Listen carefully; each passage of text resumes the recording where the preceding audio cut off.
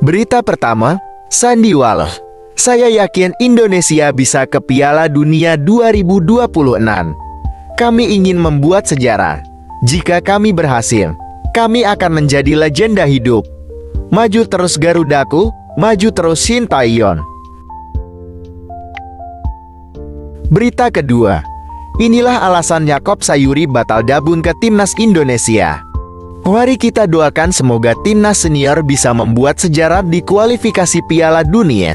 Coba beri dukungan kalian di kolom komentar ya. Berita ketiga, demi perjuangan, Welber Jardim tempuh 15.000 km untuk bela Timnas U17 Indonesia. Sempat keracunan dan siap jadi striker demi bisa main. Mari kita selalu doakan yang terbaik untuk Timnas U17. Berita keempat, performa Timnas Indonesia lawan Ekuador buat pelatih Korea Selatan terkejut. Mari simak ulasan berikut ini. Berita kelima, alhamdulillah, sakit Diar Amar Raihan berkick sembuh.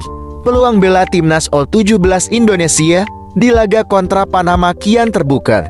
Sebelumnya ada pantun dari Mimin, pagi-pagi makan semangka, bijinya dimakan oleh burung dara. Tetap semangat Timnas Indonesia. Kami selalu dukung hingga juara.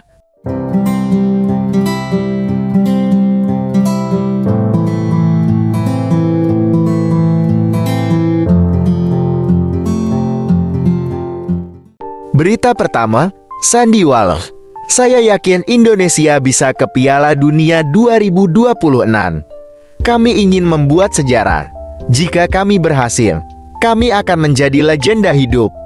Maju terus Garudaku, maju terus Sintayong.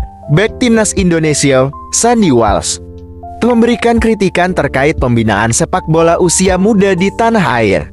Sandy salah satu pemain yang sudah cukup kenyang merasakan didikan sepak bola Eropa dari kecil. Pengalaman ini membuat Sandy bisa memberikan penilaian kepada pembinaan pemain muda di tanah air. Sandy Walsh menjelaskan bahwa Indonesia memiliki banyak pemain muda potensial. Dia berharap bakat ini bisa disambut oleh klub-klub yang membuat bibit muda ini bisa berkembang. Menurutnya, ini adalah aset yang berharga bagi sepak bola Indonesia di masa depan.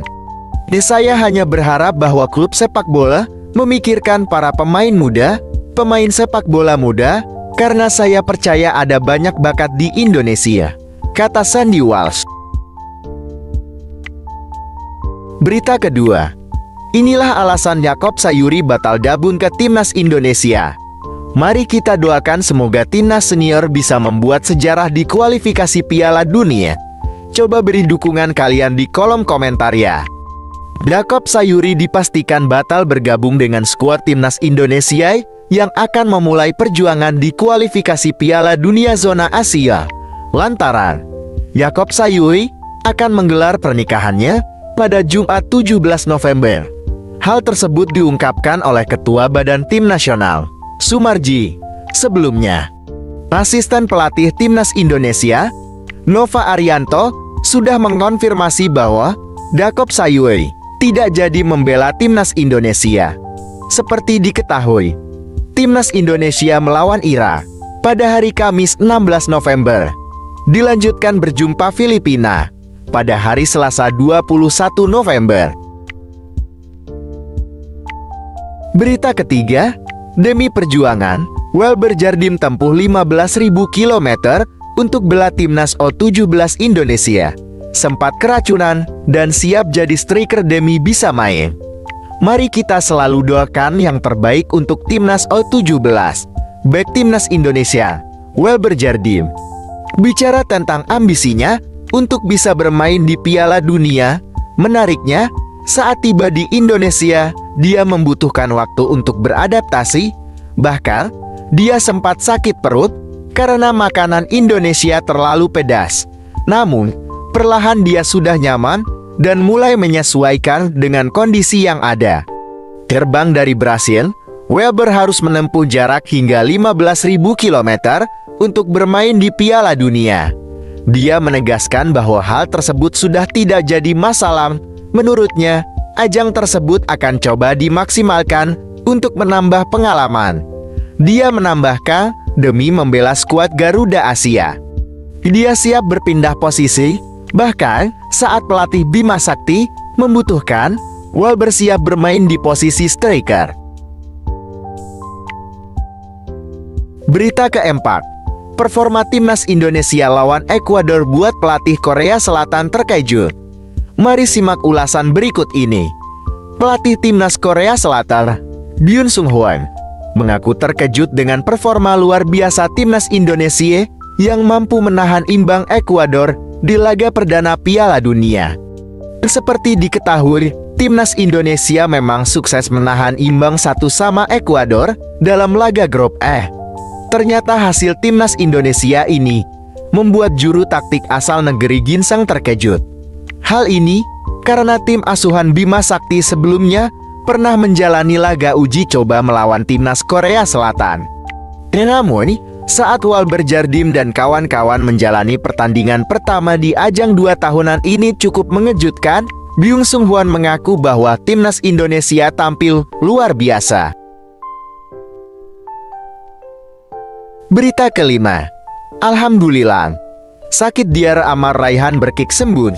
Peluang bela timnas U17 Indonesia di laga kontra Panama kian terbuka. Sebelumnya ada pantun dari Mimin. Pagi-pagi makan semangka, bijinya dimakan oleh burung dara. Tetap semangat timnas Indonesia. Kami selalu dukung hingga juara. Gelandang timnas Indonesia, Amar berkick, dipastikan sudah dalam keadaan yang sehat. Dengan demikian, Amar berkick berpeluang membela timnas U17 Indonesia pada laga kedua kontra Panama. Sekarang sudah bagus, sudah baik, sudah berlatih. Kata Dr. Syarif Alwin, memang kami jaga makannya. Sebab sejak kecil di Jerman, kemudian tiba-tiba ada perubahan makanan di Indonesia. Sedikit problem tapi sekarang sudah tak ada masalah, sambung Syarif Alwi. Berita keenam, Indra Safri beri kabar baik jelang duel timnas U17 Indonesia lawan Panama. Mari kita bahas bersama di sini. Direktur Teknik PSSI, Indra Safri, memberikan kabar baik menjelang laga antara timnas Indonesia lawan Panama. Sebelum pertandingan tersebut, sempat muncul kekhawatiran terkait kondisi para pemain timnas Indonesia. Hal tersebut tak terlepas dari banyaknya anak asuh Bima Sakti yang terlihat kelelahan saat melawan Ekuador. Namun kini sebuah kabar baik diumumkan oleh Indra Safri. Indra Safri mengabarkan bahwa kondisi pemain kini telah pulih. Semua pemain timnas Indonesia dipastikan tak ada yang mengalami cedera, termasuk juga Amar berkick yang sudah sembuh dari diare. Hal ini membuat Indra Safri optimis timnas Indonesia dapat meraih hasil terbaik kala melawan Panama.